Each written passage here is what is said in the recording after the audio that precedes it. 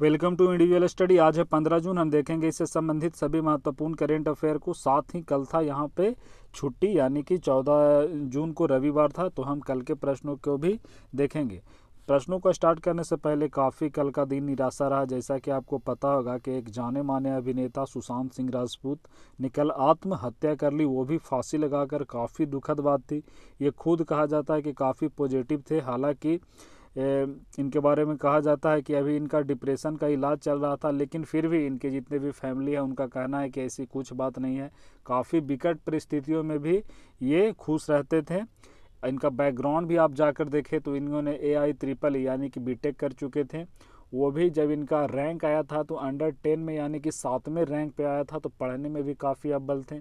बाद में धारावाहिक की ओर अपना रुख किए और बाद में बॉलीवुड में आए, वो भी काफ़ी ज़्यादा बैक टू बैक हम कह सकते हैं सुपरहिट फिल्में देकर, यानी कि खुद इनको कुछ चीज़ की कमी नहीं थी। फिर भी इन्होंने क्या कर लिया, आत्महत्या कर लिया। तो काफ़ी यह संदेह के घेरे में है, क्या यह आत्महत्या किया गया है या इनकी कोई साजिश है। तो काफ़ी ज़्यादा दुख हुआ। अगर दोस्तों रियल में ये आत्महत्या किए हैं तो ये काफ़ी ज़्यादा गलत किए हैं। अपने साथ तो किए हैं, अपने परिवार के साथ भी किए हैं। तो चलिए, कल का दिन काफ़ी दुखद था। तो चलिए स्टार्ट करते हैं हम प्रश्नों को। आज का पहला प्रश्न है कि विश्व रक्तदाता दिवस कब मनाया जाता है। तो आप ऑप्शन यहाँ पे देख सकते हैं, हालांकि आंसर आपको यहाँ पे दिख चुका होगा, यानी कि वर्ल्ड डोनर डे कब मनाया जाता है। तो 14 जून को। यहाँ पे देख सकते हैं कि यह क्यों मनाया जाता है, तो इसका डिटेल आप यहाँ पे पढ़ सकते हैं। यह इसलिए मनाया जाता है कि जो इसका उद्देश्य है दुनिया में ज़रूरत के मुताबिक खून उपलब्ध कराना। देख सकते हैं जितने भी एक्सीडेंट होते हैं, दुर्घटना होते हैं, उसमें खून की कमी से काफ़ी लोगों की मृत्यु हो जाती है। तो इसका जो लक्ष्य है क्या करना है, तो जो खून है, ब्लड है, उसको डोनेट करना है, लोगों को इसके प्रति जागरूक करना है। जैसा कि आप देख सकते हैं यह स्टार्ट किसके द्वारा किया गया था, तो ये विश्व स्वास्थ्य संगठन के द्वारा 2004 में, यानी कि WHO के द्वारा किया गया था। यहाँ पे देख सकते हैं कि ब्लड ग्रुप का पता लगाने के लिए कार्ल लैंडस्टेनर, ये जीके के पॉइंट से काफ़ी इंपॉर्टेंट है। पता आपको ये आपको ये जानना है कि जो ब्लड ग्रुप है उसका पता लगाने का श्रेय किन्हें जाता है। तो कार्ल लैंडस्टेनर को कई बार पूछा गया है। कब, तो इसीलिए इन्हें 1930 में नोबेल का पुरस्कार से भी नवाजा गया था। और इन्हीं के जन्मदिन होता है 14 जून को। इसी अवसर पर वर्ल्ड ब्लड डोनर डे मनाया जाता है। तो ये आपको याद रखना है। इस बार का इसका थीम काफ़ी इंपॉर्टेंट हो जाता है, क्योंकि यह काफ़ी इंपॉर्टेंट डे है। तो इसका थीम याद रखिएगा, क्या है, सुरक्षित रक्त बचाए जीवन, यानी कि सेफ ब्लड सेव्स लाइफ। ये आपको जानना है। चलिए हम अगले प्रश्न की ओर बढ़े। तो यहाँ पे बताया जा रहा है कि बाल मजदूरों को शिक्षित करने के लिए बाल श्रमिक विद्या योजना की शुरुआत किस राज्य के द्वारा किया गया है। तो ऐसा भी आप देख सकते हैं, यह उत्तर प्रदेश के द्वारा किया गया है। तो इसका आंसर हो जाएगा डी। मैप में रहा ये उत्तर प्रदेश। देख सकते हैं इसकी जो अंतर्राष्ट्रीय सीमा आप देख रहे हैं वो एक कहाँ से लग रहा है, नेपाल से लग रहा है, साथ ही अन्य राज्यों से इसकी सीमा लग रही है। अब जो उत्तर प्रदेश है इसके बारे में आपको जानना है। कई बार बताया गया है कि इसकी राजधानी कहाँ है, लखनऊ है। यहाँ के जो अभी CM है आपको पता होगा योगी आदित्यनाथ, और यहाँ के गवर्नर आनंदीबेन पटेल हैं। एवं जानना है कि जो लोकसभा में और राज्यसभा में यह सबसे ज़्यादा प्रतिनिधित्व करता है कौन, तो उत्तर प्रदेश। जैसा कि लोकसभा में पता होगा इसके कुल कितने सीटें हैं, तो 80 सीटें हैं, और राज्यसभा में 31 सीटें हैं। तो ये आपको यहाँ से याद करना है। साथ ही यहाँ के नेशनल पार्क और कुछ टाइगर रिजर्व है, ये भी जानना है। जैसे कि दुधवा टाइगर रिजर्व, वह एक नेशनल पार्क भी है। तो ये भी जानना है कि दुधवा नेशनल पार्क कहाँ है, तो ये आपका उत्तर प्रदेश में हो गया। Pilibhit tiger reserve, Kisanpur wild life sanctuary, तो ये सब कहाँ है, तो ये उत्तर प्रदेश में है। तो इतनी सारी बातें आपको उत्तर प्रदेश से याद रखनी है। अब देखिए, यह जो स्टार्ट किया गया है योजना, यह किस अवसर पे किया गया है, तो अंतर्राष्ट्रीय बाल श्रम निषेध दिवस के अवसर पे किया गया है। तो आपको ये जानना है कि अंतर्राष्ट्रीय बाल श्रम निषेध दिवस कब मनाया जाता है, तो यह 12 जून को मनाया जाता है। अब चलिए हम अगले प्रश्न की ओर बढ़े। तो यहाँ पे बताया जा रहा है कि हाल ही में जारी फीफा रैंकिंग में भारत का स्थान कौन सा रहा। तो जैसा कि आपको पता होगा यह जो फीफा है इसका मुख्यालय कहाँ है, तो इसका मुख्यालय आपको पता होगा कि स्विट्ज़रलैंड के ज्यूरिख में है। तो इसमें पूछा जा रहा है कि अभी रैंकिंग दिया गया है कि सबसे अच्छा फुटबॉल जो खेलते हैं वे कौन सा देश है, तो वही अभी रैंकिंग जारी किया गया है। तो देख सकते हैं उसमें पूछा जा रहा है कि भारत का जो रैंक है वह कितना है। तो सोच सकते हैं कि क्रिकेट में भारत भले ही अव्वल रहता है लेकिन फुटबॉल में अंडर 100 में भी नहीं है। तो ऑप्शन देख लीजिए, सारे अंडर 100 के पार के हैं। तो इसका क्या होगा आंसर, 108वां। तो भारत का पोजीशन क्या है, 108वां। तो चलिए पहला भी आपको याद रखना कि इसमें पहले पोजीशन पे कौन रहा। तो ये देखिए, पहले पोजीशन पे बेल्जियम रहा और दूसरे पोजीशन पे फ्रांस रहा। फ्रांस से पिछले बार जो फीफा वर्ल्ड कप हुआ था 2018 का रसिया में, उसका क्या था, विजेता था। तो 2018 का हुआ था वर्ल्ड कप कहाँ, तो रसिया में। विजेता कौन था, फ्रांस था। रनर अप टीम उप विजेता कौन था, क्रोएशिया था। और ठीक 4 साल बाद अब होगा अगला, यानी कि 2022 में। तो ये भी जानना है कि 2022 का फीफा वर्ल्ड कप कहाँ होगा, तो कतर में होगा। तो कतर की राजधानी कहाँ है, दोहा है। और 2026 में, यानी 22 के बाद 4 साल जोड़ दीजिए तो 2026 में कहाँ होगा, तो वे उत्तरी अमेरिका के जो 3 देश हैं वहीं पे होगा, कनाडा, मैक्सिको और यूएसए। तो इतनी सारी बातों आपको यहाँ से याद रखना है। भारत का स्थान क्या था, 108वां। नेक्स्ट प्रश्न है कि हाल ही में NIRF के बारे में देख सकते हैं, इसका फुल फॉर्म क्या बताया गया है, नेशनल इंस्टीट्यूट रैंकिंग फ्रेमवर्क में किसने शीर्ष स्थान प्राप्त किया था। अभी देख सकते हैं कि जैसा कि QS वर्ल्ड रैंकिंग जारी किया गया था, जिसमें जो भारत का स्थान था जितने भी यूनिवर्सिटी हैं काफ़ी नीचे रहा था। हमारा जो पहला उसमें था कौन था, IIT बॉम्बे, वो भी 172वां नंबर पर था, 172 नंबर पे। लेकिन आप देख सकते हैं कि जो हमारे राष्ट्रीय स्तर पर हमारे देश के कॉलेज जितने हैं, यानी कि हायर एजुकेशन है, उसके लिए एक रैंकिंग जारी किया जाता है, जिसका उद्देश्य क्या होता है, तो भारत में उच्च शिक्षा के सभी संस्थानों को रैंक प्राप्त करना। यह किसके द्वारा होता है, तो हमारी जो MHRD यानी कि मानव संसाधन विकास मंत्रालय है, उसी की एक पहल है। तो उसके अंतर्गत अभी कौन सा जो यूनिवर्सिटी है वे टॉप किया है, तो वे IIT institute of science Bangalore का। तो ये आपको याद रखना है, इसका आंसर क्या हो जाएगा, C हो जाएगा। बाकी डिटेल देख सकते हैं। जो NIRF है यह कब आया था, तो ये अस्तित्व में 2016 में आया था। यहाँ पे देख सकते हैं कि इंडियन इंस्टीट्यूट ऑफ साइंस इसमें क्या रहा, तो प्रथम स्थान पर रहा। एवं जो अंडर 10 के जितने भी रहे सभी को जारी किया गया है। तो सभी को 10 को आप यहाँ पे देख सकते हैं वीडियो को रोक कर। अगला प्रश्न है कि अंतर्राष्ट्रीय एल्बिनिज्म जागरूकता दिवस। एल्बिनिज्म क्या होता है, रंगहीनता, एक प्रकार की बीमारी होती है जिसमें चमड़ी क्या होती है, तो सफ़ेद हो जाती है। तो देख सकते हैं यहाँ पे ऐसे हो जाते हैं व्यक्ति। ये देखिए अफ्रीकन लोग को दिखाया गया है। यहाँ पे देखिए सारे लोग क्या है, तो वे गहरे नस्ल, उनका जो नस्ल है देख सकते हैं काला है थोड़ा, लेकिन इनका देखिए उसी नस्ल के हैं, लेकिन बीमारी की वजह से इनका देखिए चेहरा कैसा हो गया है, यहाँ पे देख सकते हैं। तो ये कौन सा रोग है, रंगहीनता।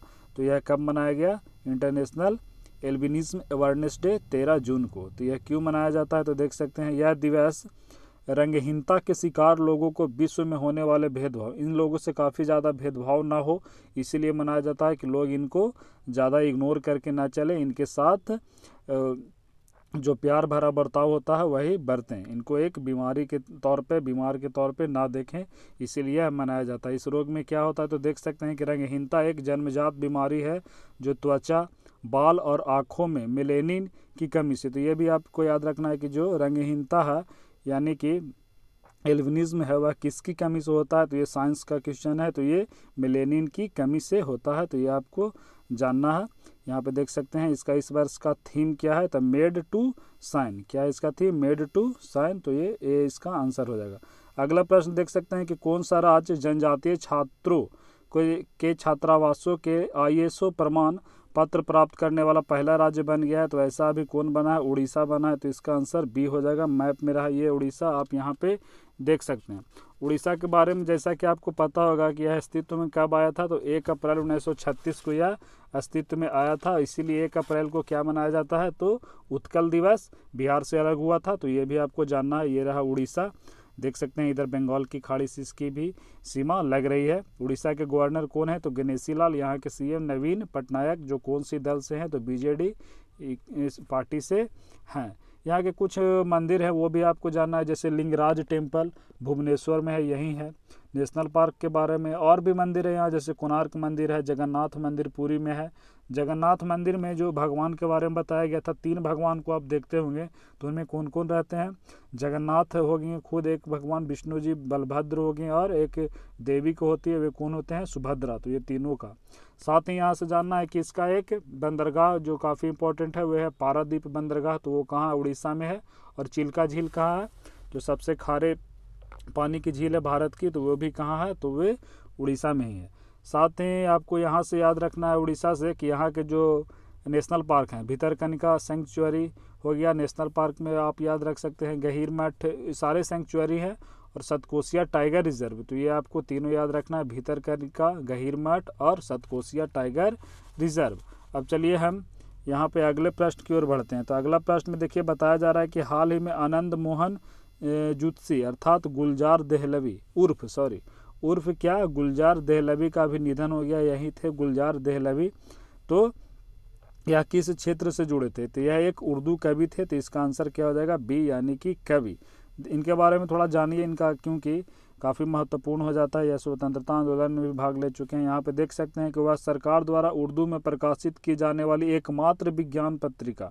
तो यह भी जानना है कि एक विज्ञान पत्रिका जारी किया जाता था सरकार के द्वारा, उसके ये संपादक थे। तो उस पत्रिका का नाम आपको याद रखना है, क्या है? साइंस की दुनिया।